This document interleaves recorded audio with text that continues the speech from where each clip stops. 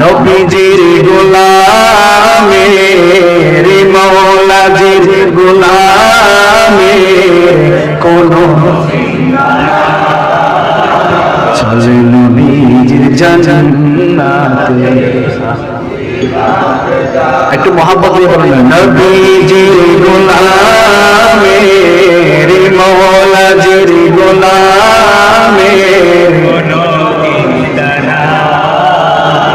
চলে নবীজির জান্নাতে। যখনই শোয়াবে আমায় অন্ধকারে কবরে, যেতে হবে কিনা কবরে? আশিকে রাসূল যদি হয়ে যান, নবীকে যদি ভালোবাসেন, কবরের মধ্যে যাওয়ার সাথে সাথে রহমতুল লিল আলামিন আপনাকে রিসিভ করার জন্য দাঁড়িয়ে থাকবে। এজন্য গোলামে মুস্তাফা যারা হয়ে যায়, নবীকে যারা